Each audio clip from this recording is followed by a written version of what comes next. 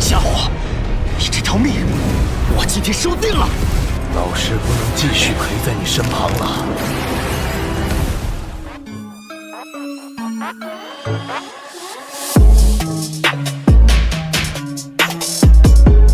Halo para tetua, para pecinta Battle Through the Heavens dimanapun kalian berada. Gimana nih kabar para tetua yang selalu stay dan udah selalu meramaikan kolom komentar? Udah siap kancut dengan perjalanan dari Mang Oyan? Kuilah gak usah pakai lama-lama lagi, kita kancutkan perjalanannya dan selamat berimajinasi.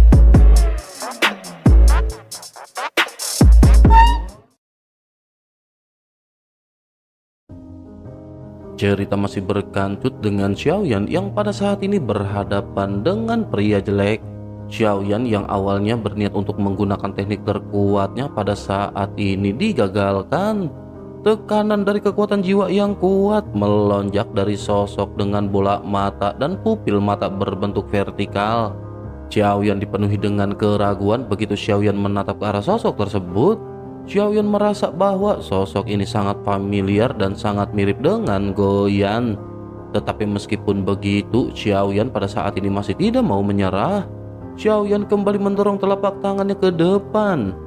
Xiaoyan ingin kembali menggunakan teknik terkuatnya, tetapi begitu telapak tangan ini baru saja didorong, telapak tangan Xiaoyan secara tiba-tiba kembali terhenti. Melihat hal tersebut, pria jelek ini pun kembali tertawa terbahak-bahak. Sosoknya lanjut bertanya apakah Xiaoyan terlalu lemah untuk menggunakannya lagi. Xiaoyan seketika mengerutkan kening melihat sosok pria jelek yang terus-menerus tertawa terbahak-bahak. Dari adegan ini, Xiaoyan sudah bisa menebak identitas dari sosok tersebut. Secara alami, gelagat dari pria jelek ini menandakan bahwa si pria adalah seorang wanita.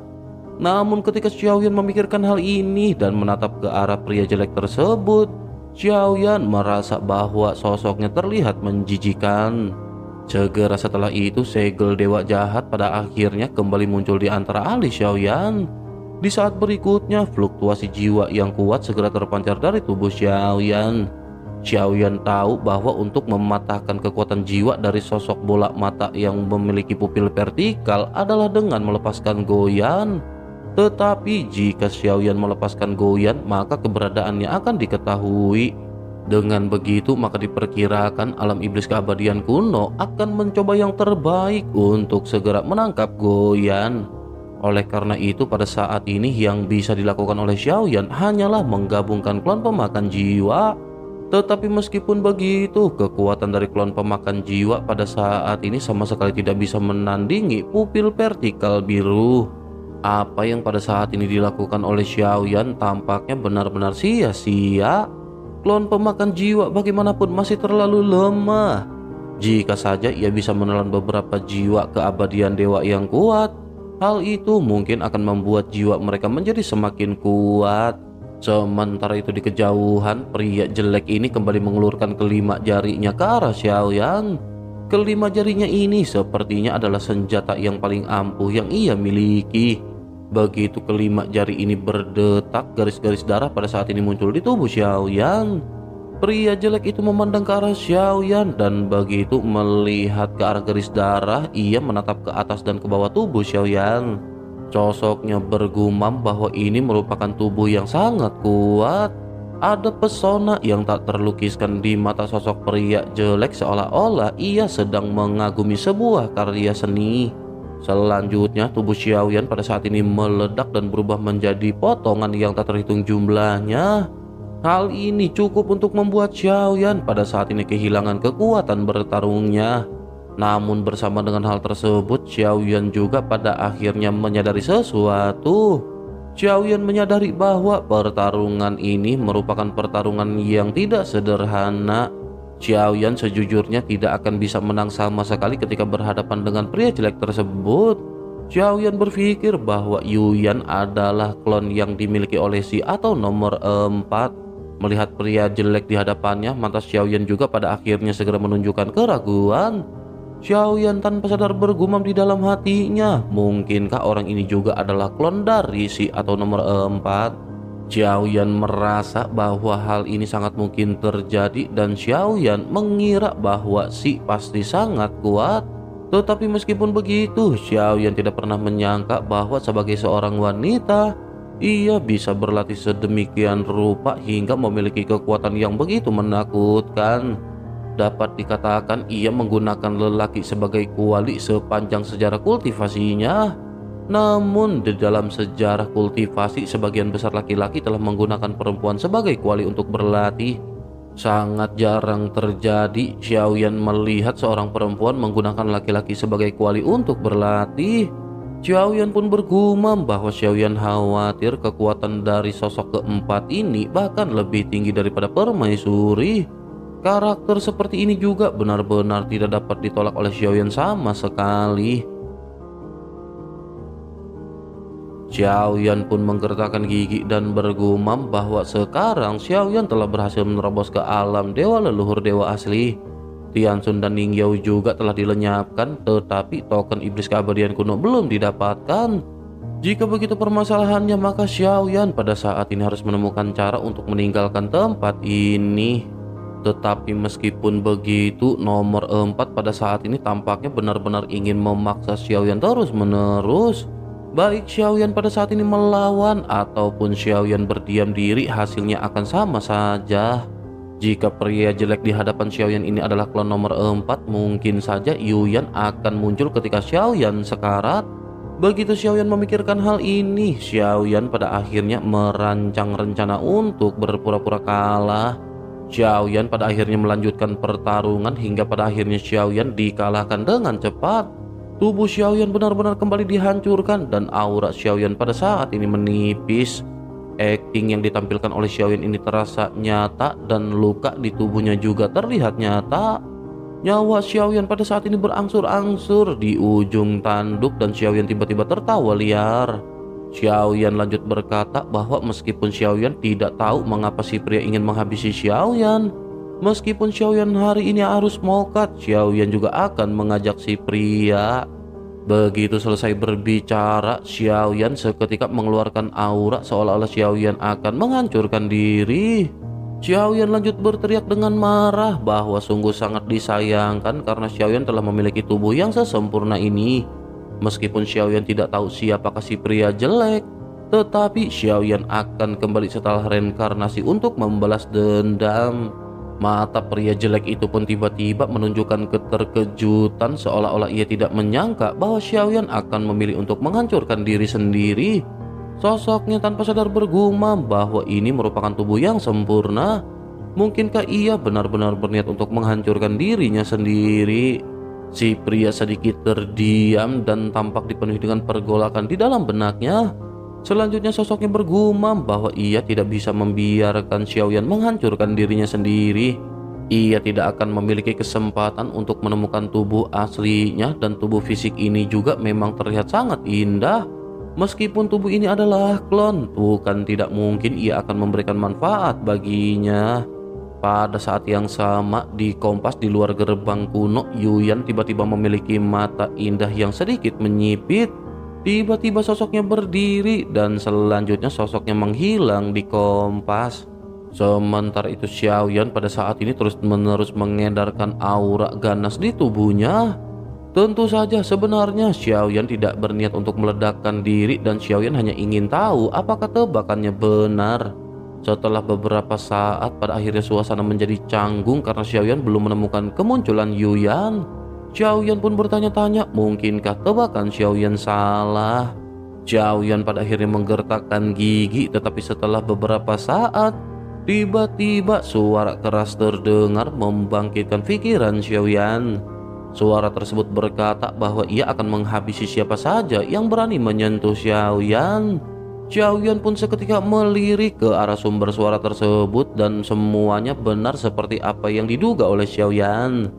Yuyan benar-benar muncul dan hal ini mempertegas tebakan Xiaoyan. Namun meskipun begitu, Xiaoyan pada saat ini tidak berniat untuk mengungkap hal ini. Xiaoyan berpikir di dalam hatinya bahwa wanita ini benar-benar ingin berlatih teknik kultivasi ganda dengan Xiaoyan. Mendengar dari cerita yang ia sebutkan, baik yang mulia bahkan dewa jahat pada akhirnya tidak dapat melarikan diri dari sosok ini. Xiaoyan pada saat ini memandang ke arah Yuyan yang pada akhirnya melirik ke arah Xiaoyan seolah-olah ia ingin menunjukkan sisi terbaiknya kepada Xiaoyan. Namun Xiaoyan bergumam di dalam benaknya, tak terbayangkan berapa banyak orang yang pernah tidur dengannya. Xiaoyan menghirup udara dingin sambil memikirkan hal ini dan Xiaoyan khawatir Xiaoyan tidak akan bisa melarikan diri. Xiaoyan pun menggertakkan giginya karena tebakan Xiaoyan ini benar. Xiaoyan pada akhirnya melanjutkan rencananya. Xiaoyan kembali memainkan drama. Xiaoyan menunjuk ke arah pria jelek di kejauhan dan berkata bahwa makhluk jelek ini ingin menghabisi Xiaoyan. Yuyan yang melirik ke arah Xiaoyan pada akhirnya mengalihkan pandangannya ke arah pria jelek di kejauhan. Sosoknya lanjut berkata bahwa ia memiliki kekuatan setengah cengkraman dewa keabadian. Melihatnya tidak menyebabkan kerusakan besar, sebaiknya ia pergi dari sini. Xiaoyan sedikit mengerutkan kening mendengar Yuyan yang pada saat ini memarahi si pria dengan dingin. Yuyan melambaikan tangannya mengisyaratkan si pria untuk pergi. Tentu saja Xiaoyan tidak akan terima dengan apa yang pada saat ini dilakukan oleh Yuyan. Bagaimanapun Xiaoyan telah disiksa dan ditekan sedemikian rupa. Xiaoyan pun berteriak bahwa Tuan Yuyan tidak bisa melakukan hal ini. Bagaimanapun ia tidak bisa membiarkan benda jelek ini pergi dari sini. Jika ia tidak menghabisinya, bahkan jika klon Xiaoyan harus hancur, Xiaoyan bagaimanapun harus menghabisinya. Begitu Xiaoyan selesai berbicara, Xiaoyan memutuskan untuk segera bergerak melangkah maju untuk menyerang ke arah si pria jelek. Xiaoyan juga kembali memancarkan aura ganas seolah-olah Xiaoyan ingin meledakkan dirinya bersama dengan si pria jelek. Melihat Xiaoyan yang bergegas melesat, wajah Yuyan pada akhirnya tiba-tiba sedikit membeku. Ia sepertinya tidak menyangka bahwa Xiaoyan adalah orang yang keras kepala. Yuyan pada akhirnya bergumam baginya klon seperti itu memang bukanlah apa-apa. Namun apa yang pada saat ini harus dilakukan oleh Yuyan jika ia benar-benar meledakkan dirinya? Ia sudah lama sekali tidak bertemu dengan pria manis seperti ini. Yuyan pada akhirnya memutuskan untuk melakukan tindakan mencegah Xiaoyan. Sosoknya menggertakkan gigi dan berkata bahwa ia akan melindungi Xiaoyan. Sementara itu di sisi lain, meskipun Xiaoyan bergegas melesat, tetapi kecepatan Xiaoyan tidak cepat. Xiaoyan dengan sengaja mengarahkan Yuyan untuk mengambil tindakan dan Xiaoyan pada saat ini masih menunggu Yuyan. Xiaoyan tahu Yuyan pasti akan mengambil tindakan dan tidak akan membiarkan Xiaoyan mokat di sini. Yuyan akhirnya dengan cepat bergegas ke hadapan Xiaoyan dan ia segera memancarkan aura yang kuat. Sosoknya langsung meraung ke arah pria jelek di hadapannya. Melihat hal tersebut, Xiaoyan sedikit tersenyum dan berkata bahwa ia juga memiliki mata biru. Xiaoyan sangat menyukainya dan bisakah Tuan Yuyan membantu Xiaoyan mendapatkannya. Ketika Yuyan mendengar hal ini, sudut mulutnya pada saat ini langsung berkedut. Tetapi ia pada saat ini tampak sedikit bersemangat melihat ekspresi Xiaoyan yang dipenuhi dengan permohonan. Yuyan pun bergumam di benaknya bahwa ia bisa memberikan hal ini terlebih dahulu kepada Xiaoyan. Selanjutnya ia hanya perlu merebutnya kembali setelah ia berhasil menangkap Xiaoyan. Yuyan pada saat ini berpikir bahwa ia hanya perlu menyenangkan Xiaoyan terlebih dahulu. Yuyan pada akhirnya berkata kepada Xiaoyan bahwa itu bukanlah permasalahan. Yuyan pada akhirnya segera memulai pertempuran hebat dengan pria jelek. Pertempuran ini seperti apa yang difikirkan oleh Xiaoyan, di mana pria jelek tersebut tidak akan bisa menghadapi Yuyan. Xiaoyan pun melihat si pria pada saat ini dipukul mundur oleh Yuyan. Pupil vertikal biru juga pada saat ini telah berada di tangan Yuyan. Begitu memandang ke arah bola mata ini, Xiaoyan dipenuhi dengan tekad dan bergumam bahwa benda ini bahkan bisa mengendalikan kekuatan jiwa keadaan di Xiaoyan. Jika Xiaoyan mendapatkan mata ini, maka Xiaoyan akan bisa mengendalikan lebih banyak orang dengan jiwa yang lemah. Xiaoyan dipenuhi dengan semangat ketika Xiaoyan melihat pertempuran di antara Yuyan dan pria jelek. Yuyan benar-benar mengalahkan si pria jelek, tetapi Yuyan pada saat ini tidak menghabisinya. Pria jelek juga pada saat ini menahan dirinya sendiri dan auranya, dan ia pada saat ini tampak ingin berpura-pura mokat. Yuyan pada akhirnya menoleh menatap ke arah Xiaoyan dengan mata yang indah dan sedikit tersenyum. Sosoknya berkata bahwa ia telah mengambil barang yang Xiaoyan inginkan ini. Baru saja ia menyelesaikan kata-katanya, ia pada saat ini melihat segel Xiaoyan berubah dengan cepat. Di tangan Xiaoyan seketika teratai api 3 warna mulai terkondensasi. Xiaoyan terlihat memegang teratai api dengan satu tangan dan Xiaoyan pada saat ini melesat dengan cepat. Guntur mengalir di bawah kakinya dan sosok Xiaoyan langsung muncul di hadapan pria jelek.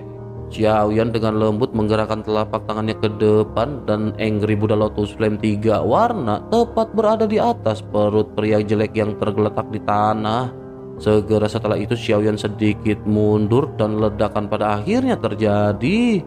Sebelum Yuyan dapat bereaksi terhadap apa yang dilakukan oleh Xiaoyan, saat berikutnya Angry Buddha Lotus Flame ini benar-benar meledak di hadapan pria jelek. Nyala api yang tak berujung membentuk teratai api besar yang sepertinya dapat menghancurkan dan menelan semua yang ditutupinya. Xiaoyan juga kembali mendekati Yuyan dan bertanya bagaimana dengan apa yang dilakukan oleh Xiaoyan. Pria jelek ini terlihat menjijikan dan bahkan jika ia telah menghabisinya, Xiaoyan tidak akan membiarkannya utuh dan akan menghancurkannya menjadi abu. Jika Xiaoyan tidak melakukannya, bagaimana mungkin Xiaoyan akan mampu mengatasi beban yang pada saat ini menggantung di hatinya? Sebelum Yuyan bisa menjawab, Xiaoyan pada saat ini bergegas kembali bersama dengan pedang berat misteriusnya. Xiaoyan berkata biarkan Xiaoyan pergi dan melihat apakah pria jelek ini sudah mokat. Xiaoyan menyerbu masuk ke kedalaman api dan suara menderu pada saat ini bergema. Guntur yang tak terhitung jumlahnya muncul di udara dan mengalir dengan deras.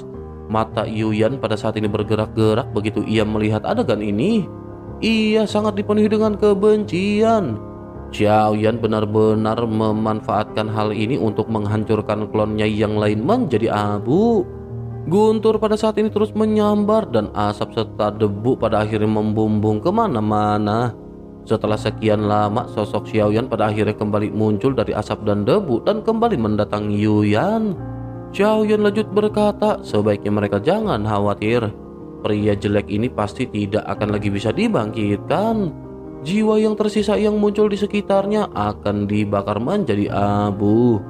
Begitu selesai berbicara, Xiaoyan segera menangkupkan tangannya dan mengucapkan terima kasih kepada Yuyan. Sudut mulut Yuyan sedikit bergerak dan ia pada saat ini benar-benar telah kehilangan klon. Klon ini adalah keabadian dewa tingkat kedua dan ia benar-benar harus menyerahkan pupil vertikal biru ini juga kepada Xiaoyan. Pada saat ini mata Xiaoyan tertuju pada pupil vertikal biru yang mengambang di telapak tangan Yuyan. Sebelum Yuyan berbicara, Xiaoyan tiba-tiba mengulurkan tangannya dan langsung mengambilnya. Xiaoyan tersenyum tulus dan berkata bahwa hal ini benar-benar menarik. Xiaoyan benar-benar ingin mengucapkan terima kasih kembali kepada Tuan Yuyan.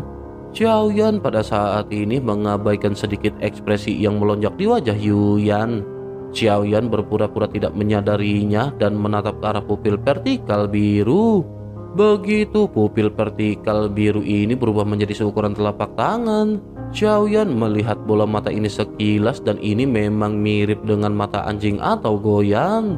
Ia bisa juga membesar dan mengecil seperti goyan pada saat itu. Namun jika diperhatikan lebih dekat, Xiaoyan menemukan bahwa ini agak berbeda dengan goyan. Dibandingkan dengan goyan yang besar dan tampak bodoh, pupil mata dari mata anjing ini lebih memiliki ketegasan dan dingin. Begitu Xiaoyan mengamati pupil vertikal biru ini, tiba-tiba Xiaoyan merasa mati rasa. Seolah-olah Xiaoyan sedang melihat ke kedalaman jiwanya sendiri. Sesaat kemudian Xiaoyan pada akhirnya segera menoleh ke arah Yuyan dan berkata bahwa Tuan Yuyan memiliki pengetahuan yang luas. Apakah Tuan Yuyan mengetahui benda apakah ini? Begitu Xiaoyan berhadapan dengan pria jelek sebelumnya, ia menggunakan benda ini untuk mengendalikan Xiaoyan. Yuyan menatap ke arah Xiaoyan yang pada saat ini terlihat begitu serius. Yuyan pada saat ini tampak terlihat sedikit bingung menghadapi apa yang baru saja ditanyakan oleh Xiaoyan. Yuyan setelah beberapa saat pada akhirnya bergumam bahwa benda ini terlihat agak familiar, tetapi ia tidak mengetahuinya dan ini terlihat seperti bola mata. Mendengar apa yang dikatakan oleh Yuyan, Xiaoyan pada saat ini hanya bisa terdiam. Tampaknya seseorang yang tidak memiliki kekuatan pun akan menyadari bahwa bentuk ini adalah bentuk bola mata. Namun Xiaoyan pura-pura bego dan bergumam ternyata memang benar. Mengapa Xiaoyan tidak menyadarinya? Benda ini seperti bola mata dari sosok makhluk yang mungkin tidak dikenal. Xiaoyan pun menghela nafas dan Xiaoyan berkata tidak apa-apa jika mereka tidak mengetahuinya. Xiaoyan akan menyimpannya terlebih dahulu dan Xiaoyan akan memeriksanya ketika Xiaoyan memiliki waktu. Begitu selesai berbicara, Xiaoyan membalik telapak tangannya dan langsung memasukkan pupil vertikal biru ini ke dalam cincin penyimpanan. Xiaoyan bergumam di dalam hatinya bahwa mata ini seharusnya berhubungan dengan mata anjing atau Goyan. Mungkin juga ini adalah bagian dari tubuh Goyan. Xiaoyan pun menghela nafas sementara Yuyan pada saat ini tampak berusaha menekan kegelisahan di dalam hatinya. Selanjutnya ia mengganti topik pembicaraan ketika berkata sebaiknya mereka pergi. Yuyan akan menemani Xiaoyan selanjutnya dan apakah ada hal lain yang ingin Xiaoyan capai. Xiaoyan pada saat ini secara alami dapat mendeteksi perasaan dari mata yang terpancar dari Yuyan. Namun Xiaoyan pada saat ini memutuskan untuk mengabaikannya dan Xiaoyan kembali berbicara dengan nada serius. Xiaoyan berkata bahwa penguasa dari 3 aula telah dihabisi. Xiaoyan pada saat ini masih memerlukan pilar Tianjun yang belum bisa ditemukan. Yuyan pada saat ini mendekati Xiaoyan dan berkata bahwa itu adalah permasalahan kecil. Apakah ada hal lain yang masih ingin dicapai oleh Xiaoyan? Xiaoyan segera mencubit dagunya dan Xiaoyan pada saat ini menyadari bahwa Yuyan semakin mendekat. Xiaoyan pun memalingkan pandangannya dan pada saat ini segera membelakangi Yuyan. Sementara itu Yuyan kembali berkata bahwa tidak bermasalah jika Xiaoyan ingin meminta Yuyan untuk membantunya. Masih juga ada token iblis keabadian kuno yang lengkap. Namun sejujurnya pada saat ini ia ingin berkata bahwa aroma Xiaoyan benar-benar harum. Jantung Xiaoyan pada saat ini tiba-tiba seolah-olah naik ke temboloknya. Xiaoyan lanjut tiba-tiba membungkuk dengan ekspresi kesakitan yang luar binasa. Xiaoyan pun berteriak bahwa sungguh sangat sial racunnya belum pulih sepenuhnya di dalam tubuh Xiaoyan. Sepertinya racun ini akan kembali meledak dan Xiaoyan harus menekannya. Xiaoyan segera duduk bersila dan dengan terampil pada saat ini Xiaoyan berpura-pura menghindari Yuyan. Racun yang ditanam Ningyao di tubuh Xiaoyan sesungguhnya tidak dikeluarkan dari tubuh Xiaoyan. Racun ini telah dibentuk menjadi pil beracun di dandian Xiaoyan. Tentu saja racun ini juga tidak akan meledak dan Yuyan pasti mengetahui hal ini. Namun meskipun begitu, Yuyan tidak marah tentang hal ini melainkan tersenyum. Dari senyumnya dapat dilihat bahwa ekspresi di wajah cantiknya ini adalah ekspresi kegembiraan yang luar binasa. Tampaknya semakin Xiaoyan bertingkah seperti ini, ia akan menjadi semakin bersemangat. Setelah Xiaoyan berpura-pura mengedarkan energi dan darah di dalam tubuhnya, Xiaoyan pada akhirnya berdiri dan kembali berbicara tanpa ekspresi. Xiaoyan berkata bahwa tanpa basa-basi lagi sebaiknya mereka saat ini pergi menemukan pilar Tianjun. Yuyan tidak menanggapi perkataan Xiaoyan ini dan berkata bahwa sekarang Xiaoyan telah memancarkan aura langkah ketujuh keabadian kaisar. Kekuatan ini masih terlalu lemah. Dengan kultivasi ganda yang ia tawarkan kepada Xiaoyan, maka Xiaoyan akan bisa menerobos ke tingkat ke-8 atau bahkan ke-9. Xiaoyan hanya perlu berkultivasi dengan Yuyan selama 749 hari. Xiaoyan hampir memuntahkan seteguk besar darah begitu Xiaoyan mendengar hal ini.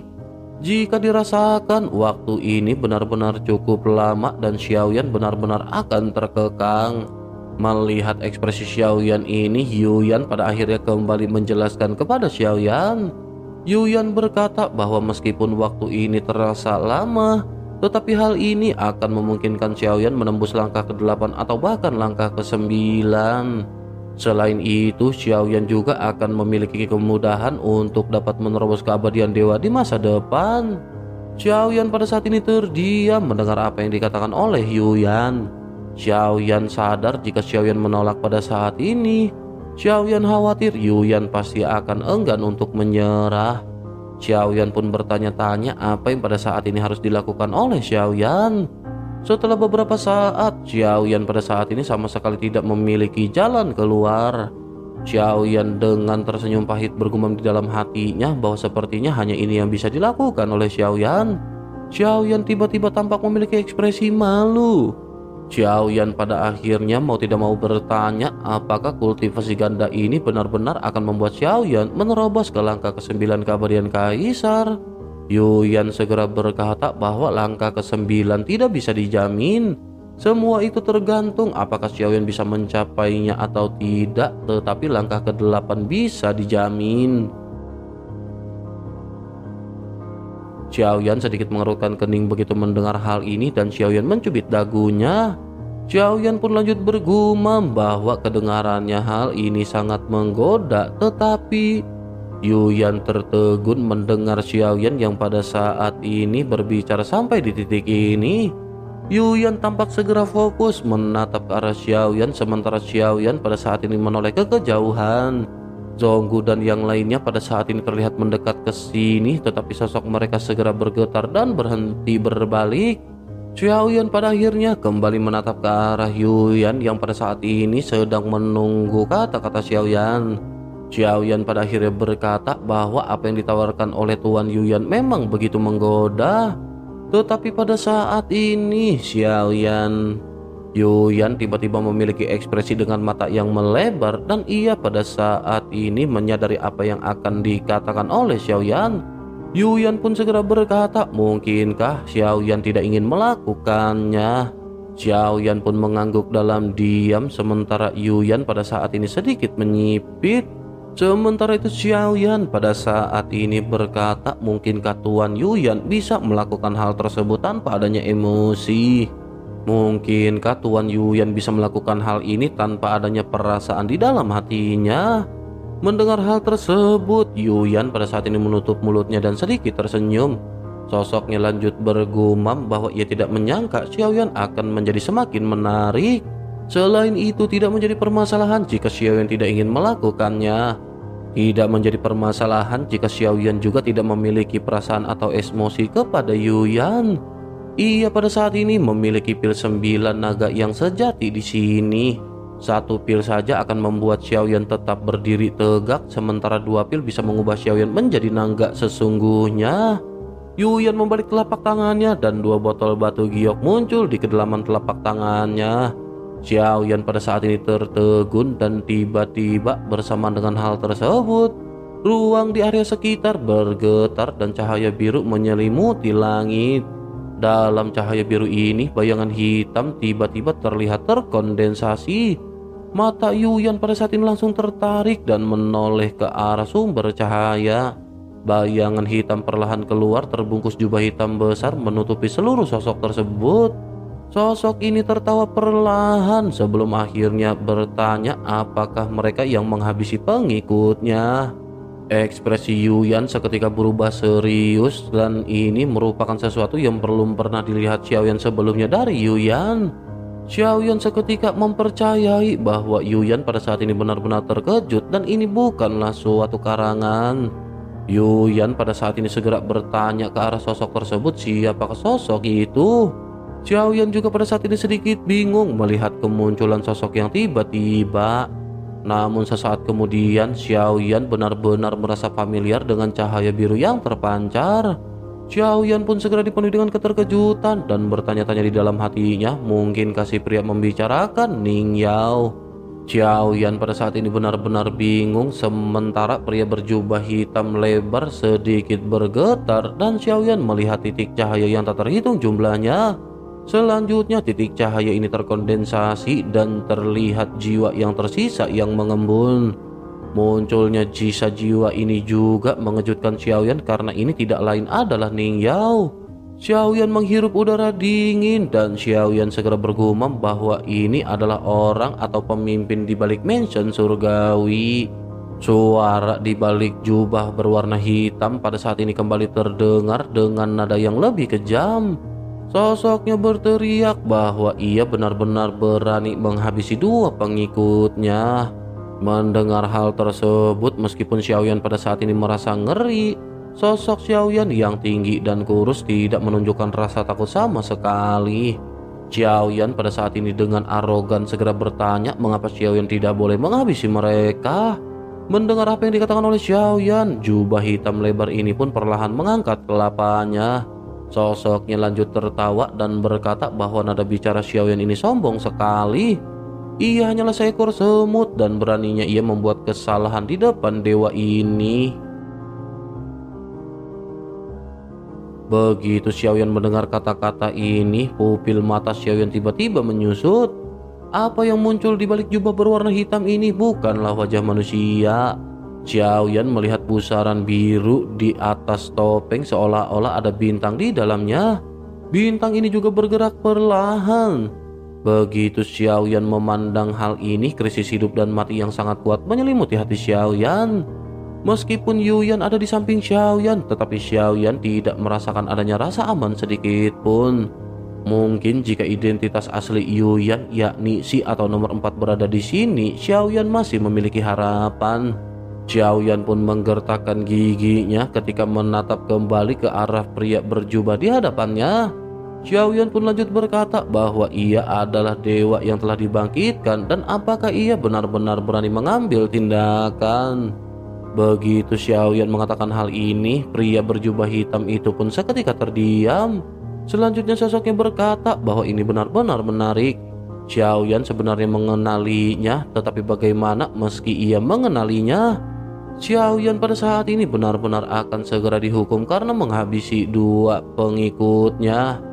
Menanggapi hal tersebut, Xiaoyan pada saat ini tertawa dan berkata, bisakah ia menebak mengapa Xiaoyan mengetahui bahwa ia adalah dewa yang dibangkitkan? Xiaoyan pada saat ini sesungguhnya ingin mengetes siapakah sosok tersebut. Mengenai gelar kebangkitan dewa atau dewa yang dibangkitkan, Xiaoyan pernah mendengarnya dari sosok raja di alam dewa kekacauan. Xiaoyan juga mendengarnya di pertemuan di alam dewa kekacauan dan Xiaoyan pada saat ini menaruh curiga. Xiaoyan juga pada saat ini terus-menerus memprovokasi sosok tersebut dan bertanya apakah ia datang ke sini untuk menghabisi Xiaoyan. Apakah ia pada saat ini hanya datang sendirian? Bersamaan dengan perkataan Xiaoyan yang terdengar, pada saat ini sebuah token berwarna biru muncul. Xiaoyan pada saat ini menekan keterkejutan di hatinya dan menyampaikan berita ini kepada Yi. Melalui kesadaran spiritualnya, Xiaoyan berkata bahwa Xiaoyan sedang menghadapi krisis pada saat ini dan bisakah Yi membantu Xiaoyan.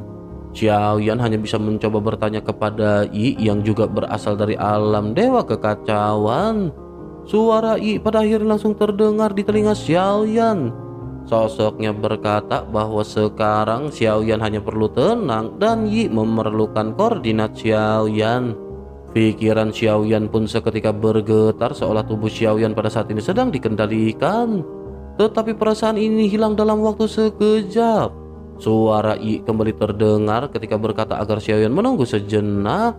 Ia akan segera mengirimkan atau 2 untuk datang. Xiaoyan terkejut dan sebelum Xiaoyan menjawab, tiba-tiba hampir tepat di sampingnya seberkas cahaya datang entah dari mana. Sosok seperti pria berjubah hitam di depan Xiaoyan juga tiba-tiba muncul begitu saja. Xiaoyan melihat ruang pada berkas cahaya ini mulai terdistorsi dan sesosok tubuh mulai mengembun. Ini adalah seorang pria yang mengenakan jubah hitam dengan mahkota emas kecil di kelapanya. Ia berpakaian sederhana dan tampak terlihat anggun. Matanya yang cerah langsung tertuju pada pria jubah hitam tidak jauh dari sana. Ekspresi dari pria berjubah hitam ini juga seketika berubah. Sosoknya tanpa sadar berteriak, ternyata ini adalah... Sebelum ia selesai mengucapkan kata-katanya, pada saat yang bersamaan, Pria berjubah hitam yang baru saja muncul di samping Xiaoyan segera mengangkat tangannya ke arah pria berjubah hitam di kejauhan. Ia melesatkan serangan dan pada saat ini ruang di sekitar tampak terdistorsi. Pria berjubah hitam juga seketika mulai melakukan tindakan dan lautan bintang menyebar di wajahnya. Xiaoyan bahkan tidak memahami pertarungan di antara keduanya dan Xiaoyan hanya merasa seolah-olah Xiaoyan akan terkoyak pada saat ini. Sesaat kemudian keduanya pada saat ini sedikit mundur dan sosok pria berjubah hitam di kejauhan mulai berbicara. Sosoknya bertanya apa hubungannya masalah ini dengan Hua Chan. Pria berjubah di samping Xiaoyan yang bernama Hua Chan pada akhirnya segera mulai berbicara. Sosoknya berkata bahwa ia bisa melakukan apapun yang ia mau.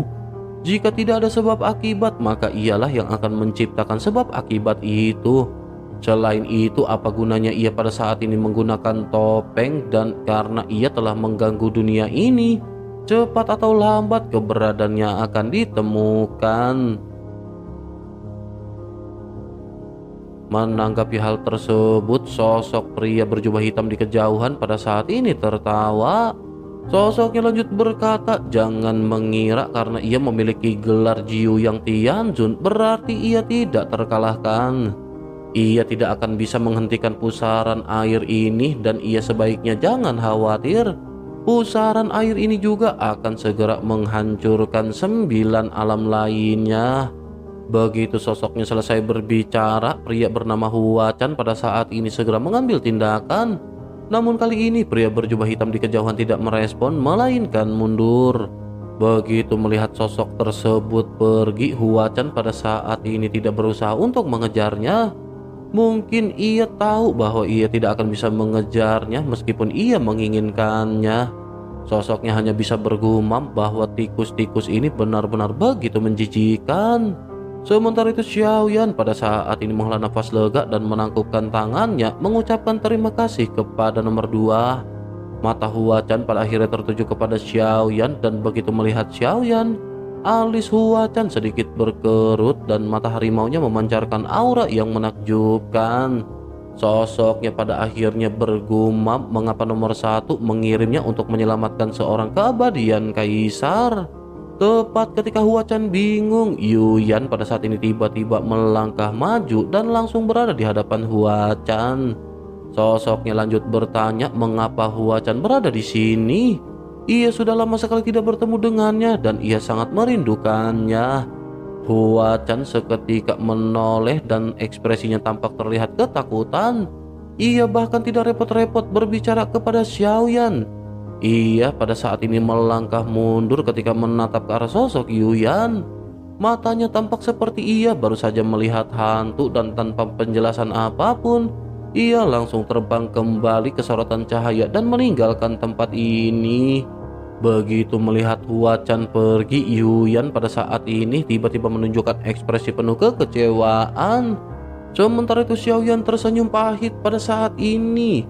Meskipun Yuyan hanyalah sebuah klon, Xiaoyan sudah bisa menebak seperti apakah karakter si itu. Xiaoyan mau tidak mau segera berkata, mungkinkah Tuan Yuyan menyukai setiap pria? Yuyan segera meletakkan tangannya di pinggul dan menatap ke arah Xiaoyan dengan marah. Sosoknya lanjut berkata, tentu saja itu tidak benar. Ia hanya menyukai orang tampan dengan tubuh yang bagus.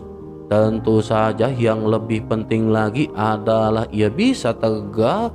Namun meskipun begitu, menurut Yuyan, Xiaoyan jauh lebih tampan jika dibandingkan dengan Hua Chan. Xiaoyan memiliki perasaan yang lebih kejam dan Yuyan benar-benar lebih tertarik kepada Xiaoyan. Mendengar hal tersebut, Xiaoyan pada saat ini terbatuk 2 kali dan Xiaoyan segera mengalihkan topik pembicaraan. Xiaoyan berkata monyong-monyong siapakah Hua Chan ini dan apa yang dimaksud dengan Jiu yang Tianzun. Tahukah pada saat ini Tuan Yuyan mengenai kekuatan macam apa yang dimiliki oleh orang ini? Mendengar hal tersebut, Yuyan pada saat ini menoleh dan tampak dipenuhi dengan kebingungan ketika menatap ke arah Xiaoyan. Yuyan bertanya apakah Xiaoyan ini adalah yang mulia atau dewa jahat. Sejauh yang ia tahu, Hua Chan dan dewa jahat memiliki hubungan yang sangat baik. Ia juga mendengar bahwa mereka berdua pernah memiliki hubungan sesama jenis. Begitu Xiaoyan mendengar hal ini, Xiaoyan pada saat ini tercengang. Xiaoyan pada saat ini terbatuk berkali-kali sebelum akhirnya Xiaoyan menghela nafas. Xiaoyan segera mengalihkan topik pembicaraannya ketika Xiaoyan kembali bertanya, lalu apakah kekuatannya? Mendengar hal tersebut, Yuyan pada akhirnya menjelaskan bahwa ia tidak tahu banyak tentang hal ini. Ia hanya tahu bahwa orang ini adalah orang terkuat di alam Dewa 9 surga. Ia juga dihormati dan ia diberi gelar Jiu Ying Tianzun. Xiaoyan pada saat ini sedikit terkejut begitu mendengar apa yang baru saja dikatakan oleh Yuyan. Xiaoyan juga pada saat ini berpikir bahwa kekuatan dari nomor 2 ini begitu kuat. Meskipun ia tidak sekuat raja, tetapi ketika mata harimau dari nomor 2 menatap ke arah Xiaoyan, hal tersebut seolah-olah menyatakan bahwa Xiaoyan akan bisa hancur hanya dengan tatapan matanya.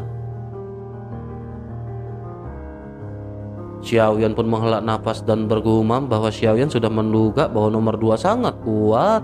Tetapi Xiaoyan tidak menyangka bahwa ia akan sekuat itu. Bersamaan dengan hal tersebut, pada saat ini suara dari nomor 1 kembali muncul di benak Xiaoyan dari Suyu. Sosoknya berkata bahwa 9 telah kembali berhutang budi kepada nomor 1. Xiaoyan pun segera membalas dan berkata bahwa Xiaoyan ingin mengucapkan terima kasih banyak. Tetapi ada satu hal yang ingin Xiaoyan tanyakan. Xiaoyan ingin tahu apakah nomor 2 ini mengetahui identitas Xiaoyan. Mendengar hal tersebut, nomor 1 segera menjelaskan bahwa ia sesungguhnya tidak tahu.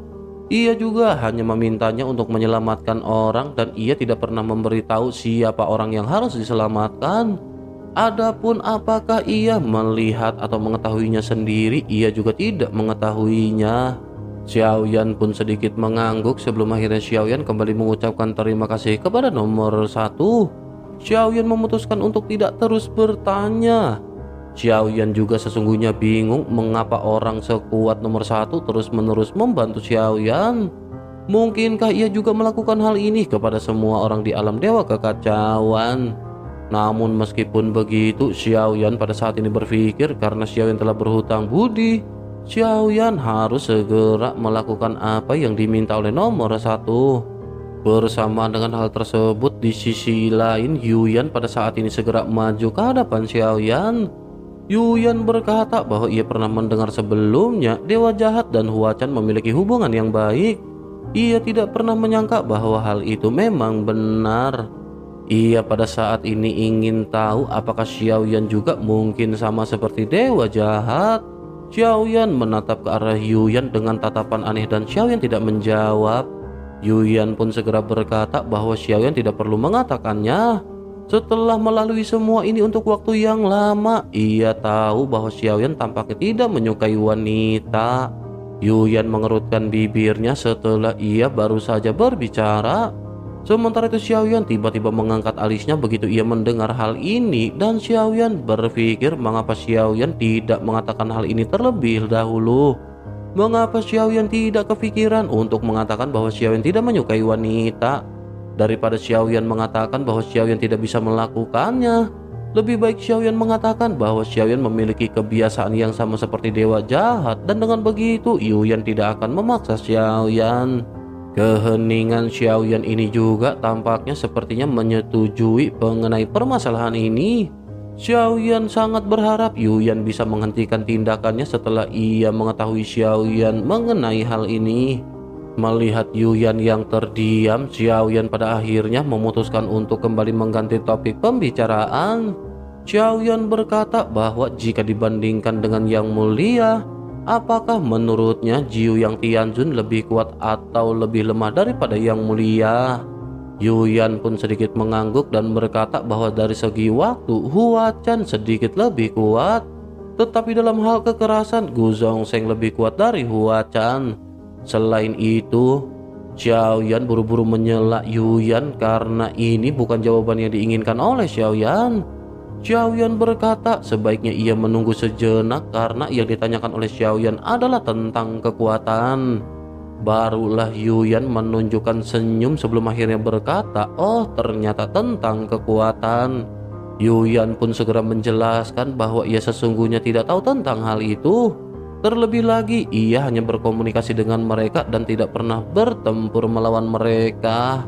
Xiaoyan pun terdiam dan Xiaoyan pada saat ini tidak berencana untuk terus bertanya kepada Yuyan. Xiaoyan memikirkan bahwa Xiaoyan telah berhutang budi kepada nomor satu. Xiaoyan harus menemukan cara untuk bisa menebusnya dan cara yang terbaik adalah menyelesaikan komisi dari nomor satu. Xiaoyan harus mencari token iblis keabadian kuno yang lengkap. Xiaoyan pada akhirnya mengeluarkan peta yang Xiaoyan dapatkan saat pertama kali memasuki gerbang kuno. Xiaoyan bergumam, dari semua istana yang ada, sekarang hanya istana Shu yang tersisa. Selanjutnya Xiaoyan mengeluarkan token iblis keabadian kuno dari cincin penyimpanan dan ini ternyata adalah token iblis keabadian milik Ning Yao. Ketika token kuno alam iblis keabadian ini ditumpuk bersama oleh Xiaoyan, mereka benar-benar bergabung bersama-sama. Token iblis keabadian di tangan Xiaoyan pada akhirnya memiliki segel 5 emas dan terlihat lebih lengkap. Pada saat ini, sosok Zhonggu dan yang lainnya juga pada akhirnya terbang dari kejauhan. Begitu mereka melihat Yuyan, Zhonggu tampak serius sambil menangkupkan tangannya dengan penuh hormat. Long Biao juga menangkupkan tangannya ketika menyapa Tuan Yuyan. Ia telah bertemu Yuyan di alam iblis keabadian kuno dan semua orang menghormatinya dan hal ini cukup untuk membuktikan kekuatannya. Sementara itu Xiaoyan langsung menatap ke arah Xi Xiao dan bertanya, tahukah Xi Xiao di manakah pilar Tianjun berada? Xi Xiao pun sedikit merenung dan bergumam bahwa ia pernah mendengar mengenai hal ini sebelumnya. Konon jika semua segel emas di istana bumi dikumpulkan, harta langka pada akhirnya akan terlahir. Mungkin harta langka ini adalah yang disebut dengan pilar Tianjun yang dikatakan oleh senior. Begitu Xiaoyan mendengar hal ini, Xiaoyan pun segera berkata jika begitu permasalahannya mereka bisa pergi.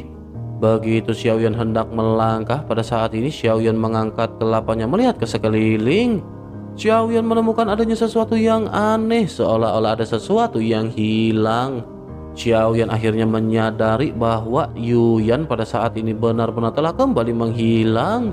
Xiaoyan pun kembali bertanya, di manakah Tuan Yuyan? Yuyan sebelumnya berjanji kepada Xiaoyan untuk membantunya mendapatkan token iblis keabadian kuno. Tetapi pada akhirnya ia benar-benar menghilang begitu saja dalam sekejap mata. Sementara itu di luar gerbang kuno, sosok Yuyan kembali muncul di atas kompas. Ekspresi tidak senang pada saat ini melonjak di wajahnya karena ia kembali dikirim keluar oleh gerbang kuno. Sosoknya bergumam mengapa ia pada saat ini melakukan hal bodoh. Mengapa ia pada akhirnya kembali dikirim keluar oleh gerbang kuno. Kembali ke Xiaoyan yang pada saat ini menghela nafas dan meskipun Yuyan pergi, bagi Xiaoyan yang kini telah berhasil menerobos ke alam dewa asli alam leluhur, Xiaoyan tidak peduli mengenai hal ini. Tubuh fisik Xiaoyan telah meningkat pesat dan kekuatan dewa asli benar-benar telah meningkat.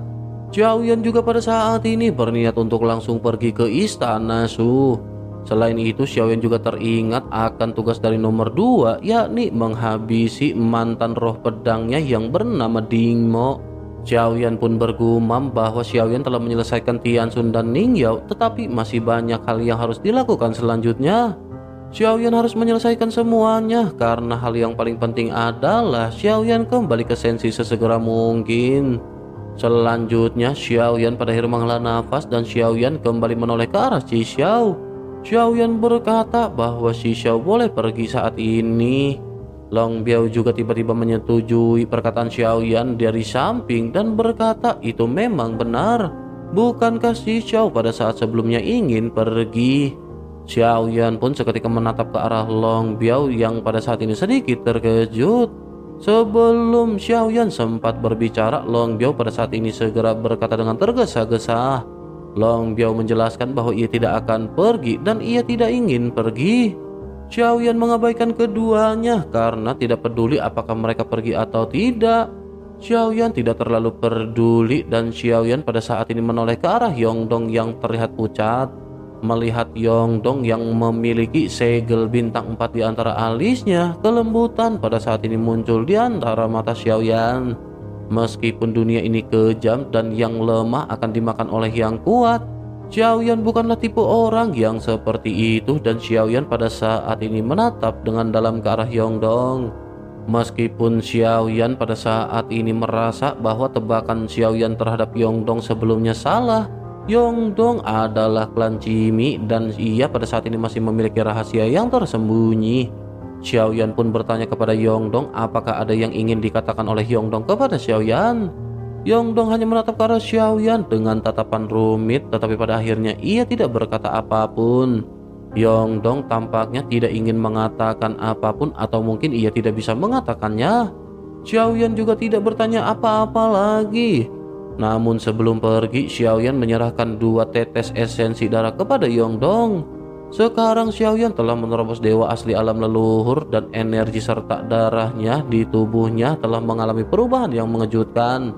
2 tetes esensi darah ini juga sudah cukup bagi Yongdong untuk memulihkan kekuatannya. Yongdong pun segera menelannya dan energi serta darah di tubuhnya kembali melonjak. Bintang ke-5 dan ke-6 berkumpul kembali di antara alisnya, dan meskipun ia belum pulih menjadi dewa asli bintang 8, ia sangat puas dengan bisa pulih ke bintang ke-6. Xiaoyan juga secara sengaja tidak membiarkan Yongdong untuk pulih ke kondisi sebelumnya. Jika saja Yongdong berani mengatakan rahasianya, barulah Xiaoyan akan memberikannya esensi darah lagi. Xiaoyan pun menghela nafas dan Xiaoyan bergerak maju sambil berkata sebaiknya mereka segera pergi. Kelompok Xiaoyan pada akhirnya segera mengikuti pergerakan Xiaoyan bergegas ke kejauhan. Setelah Xiaoyan pergi, tempat di mana Xiaoyan berada sebelumnya tiba-tiba terdistorsi. Jubah hitam yang sebelumnya menghilang pada saat ini kembali mengembun. Ia menatap ke arah Xiaoyan yang pergi, dan wajahnya pada saat ini tampak berputar-putar dipenuhi dengan bintang. Tidak ada ekspresi yang terlihat di wajahnya. Sosoknya bergumam bahwa ini benar-benar menarik. Gu Zhongsheng benar-benar berhasil dalam reinkarnasi, dan karena seperti itu, biarkan ia mempermainkannya lagi. Begitu sosoknya selesai berbicara, segera sisa jiwa Ningyao mengembun di depannya. Ada juga sisa jiwa lainnya, dan Xiaoyan pasti akan terkejut jika Xiaoyan melihat pemandangan ini. Sisa jiwa yang satu yang terkondensasi di samping Ningyao adalah Tianxun yang telah lama dilenyapkan Xiaoyan. Pada saat ini, beberapa sosok di kejauhan juga tampak terlihat mendekat, dan mereka sepertinya ingin menemukan istana Shen. Namun mereka pada akhirnya seolah-olah ditarik oleh kekuatan yang kuat, dan begitu mendekat mereka diledakkan menjadi kabut berdarah. Beberapa orang yang tidak bisa menyelamatkan diri pada saat ini benar-benar hancur berkeping-keping. Sosok yang melakukan hal tersebut adalah sosok di balik jubah berwarna hitam, dan sosoknya pada saat ini kembali bergumam. Sosoknya berkata bahwa ketika Gu Zhongsheng ada, ia telah menghabisi para pengikutnya. Sekarang ia tidak menyangka bahwa reinkarnasinya juga melakukan hal yang sama. Tetapi itu bukanlah permasalahan. Semua pengikutnya memiliki tubuh keabadian. Selama ia masih hidup, maka tidak akan ada di antara mereka yang menderita kematian. Begitu kata-katanya terdengar, kabut darah yang tak terhitung jumlahnya seketika menyelimuti jiwa Ningyao dan Tianxun. Hanya dalam waktu beberapa tarikan nafas, keduanya pada saat ini secara bertahap mengeras.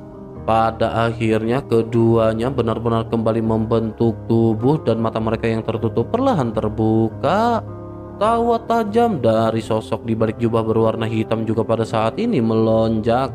Selanjutnya ia berkata bahwa mereka berdua tidak boleh memprovokasi Xiaoyan untuk saat ini. Setelah mereka meninggalkan tempat ini dan menerobos, mereka akan kembali ke Sensi karena ia memiliki pengaturannya sendiri. Mereka harus segera pergi ke lembah angin untuk merebut tubuh fisik Daji. Mereka tidak bisa membiarkan Daji memulihkan tubuh fisiknya. Sosok Ningyao dan Tianxun pada saat ini tampaknya telah mengembalikan ingatan mereka masing-masing. Keduanya pada akhirnya menangkupkan tangan masing-masing dan berbicara dengan serempak ketika mengikuti perkataan dari sosok tersebut. Begitu jubah hitam ini selesai berbicara, tidak ada lagi kata-kata yang terlontar dari mulutnya. Ruang di sekitar berputar dan sosok tersebut menghilang dalam waktu sekejap. Ning Yao dan Tian Sun juga pada saat ini bergegas untuk merebut token iblis kabadian kuno dari sosok-sosok di sekitar. Begitu selesai, mereka segera melakukan misi mereka. Mereka mengumpulkan segel emas hingga pada akhirnya mereka bisa keluar dari gerbang kuno. Namun begitu mereka berhasil memunculkan cahaya keemasan, begitu mereka hendak memasuki cahaya tersebut, tiba-tiba suara dari sesosok terdengar di telinga mereka. Sosok ini adalah sosok wanita cantik dan melihat sosok tersebut, Ning Yao serta Tian Sun mengenalinya. Sosok ini adalah Yuyan yang pada saat ini tampaknya berniat untuk menjegat mereka. Yuyan bertanya kemanakah mereka berdua akan pergi. Keduanya pada saat ini terlihat ketakutan dan tampaknya mereka telah mengetahui identitas dari Yuyan. Mereka pada saat ini bergegas menuju ke arah cahaya, tetapi bersama dengan hal tersebut, tiba-tiba tubuh mereka terasa tidak bisa digerakkan dan mereka terjatuh ke dalam ilusi. Mereka pada saat ini seolah-olah sedang dipaksa oleh Yuyan melakukan dokter-dokteran. Mereka hanya bisa melayang di udara dengan bayangan indah masing-masing. Setelah beberapa saat barulah mereka terbangun dan mereka kembali melihat ke sekitar. Begitu mereka menoleh, mereka tahu bahwa mereka telah berhasil keluar dari gerbang kuno. Selanjutnya mereka juga menyipitkan mata mereka ketika melihat sosok Yuyan yang duduk bersila di atas kompas. Yuyan pada saat ini sedikit tersenyum ke arah mereka dan begitu melihat hal ini, keduanya segera secara serempak berteriak ketika memerintahkan mereka untuk berlari. Keduanya pada akhirnya melesat menjauh meninggalkan gerbang kuno. Sementara itu kembali ke Xiaoyan yang pada akhirnya sampai di istana Shu. Masih banyak orang kuat yang terperangkap di sini dan berkumpul dan mereka menunggu kebangkitan dari penguasa istana Shu. Sebagian besar orang kuat di sini hanya mengumpulkan 3 segel emas dan mereka telah pergi dari sini. Hanya ada sedikit orang yang pada saat ini tampaknya ingin mendapatkan keberuntungan lain. Di luar dari kota Shu, pada saat ini terlihat ada beberapa kelompok yang bercokol di udara. Salah satu kelompok ini adalah kelompok yang pernah bertemu dengan kelompok Xiaoyan yang telah mengejar Xi Xiao sebelumnya. Pemimpin mereka bernama Yang Hongshuan yang merupakan anggota dari keluarga klan Yang Hua. Sosoknya memegang trisula dan bergumam bahwa tempat ini terlalu berbahaya. Mereka telah kehilangan sebagian besar anggota klan mereka. Mereka akan meninggalkan tempat ini segera setelah mereka mendapatkan simbol dari penguasa istana Shu. Yang Hongshuang tampak terlihat bangga dan ia merasa bahwa ia adalah orang terkuat di tempat ini. Tampaknya di mata mereka semua orang yang berada di sekitar tidak layak untuk disebutkan. Namun pada saat yang bersamaan terdengar suara angin bertiup dan Yang Hongshuang pada saat ini tiba-tiba menoleh dengan keras. Ia menatap ke arah sumber siulan angin. Ia melihat beberapa titik hitam yang perlahan membesar dan berubah menjadi sosok yang langsung mengembun ke istana Shu. Sosok-sosok ini adalah kelompok Xiaoyan yang baru saja datang. Xiaoyan juga tidak langsung bergegas ke istana Shu tetapi berhenti setelah melewati kelompok Yang Hongshuan. Xiaoyan pun segera menatap ke arah istana Shu dan bertanya berapa lama waktu yang dibutuhkan untuk istana Shu ini dibangkitkan. Yang Hongshuang tiba-tiba bergetar begitu mengetahui bahwa ini adalah kelompok Xiaoyan.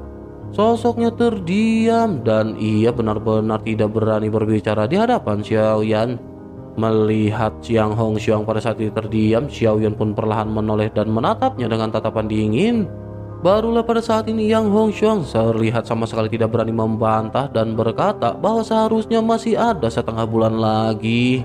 Xiaoyan pada saat ini tidak berbicara dan bersama dengan hal tersebut, Xiaoyan kembali menoleh ke arah istana Shu dan Xiaoyan tiba-tiba merasakan aura yang kuat. Namun aura ini tidak datang dari istana Shu, melainkan dari langit. Xiaoyan melihat titik hitam di kejauhan, dan setiap kali Xiaoyan berkedip, titik hitam ini perlahan membesar. Pada akhirnya Xiaoyan bisa melihat sebuah sosok yang baru saja muncul, dan aura yang terpancar dari sosok tersebut mengejutkan Xiaoyan. Begitu sosok ini mendekat, Xiaoyan merasakan aura yang kuat di tubuh lawan, dan Xiaoyan bergumam bahwa ini adalah keabadian dewa lainnya. Begitu mendekat, Xiaoyan sudah bisa merasakan aura kuat di tubuh lawan. Sosok ini datang dari langit, dan itu pasti berasal dari orang jahat. Saat ini Xiaoyan menatap ke arah Yongdong yang berdiri di sampingnya. Menghadapi tatapan tiba-tiba Xiaoyan, Yongdong terlihat sedikit ragu dan tampak bingung. Di sisi lain, sosok yang mendekat bahkan tidak mengucapkan sepatah kata pun. Ia mengangkat tangannya dan mengarahkannya ke arah Xiaoyan dari jarak ratusan meter. Kelima jari seketika terselubung seperti puncak gunung yang dilesatkan ke arah Xiaoyan. Segel bintang 9 melintas di antara alis Xiaoyan, dan dengan gerakan tubuhnya, Xiaoyan menunjuk ke arah 5 jari yang melesat. Dalam sekejap mata, Xiaoyan melonjak hingga ratusan meter, dan tinju yang dipenuhi dengan cahaya keemasan meledak terus-menerus. Selama ledakan, segel tinju emas dan kelima jari bertabrakan, menyebabkan dampak ledakan yang kuat hingga kedua belah pihak benar-benar terlihat imbang. Sesaat kemudian, kedua serangan pada saat ini sama-sama saling menghancurkan. Xiaoyan menatap ke arah sosok yang baru saja muncul, dan tatapan ini membuat Xiaoyan mengerutkan kening.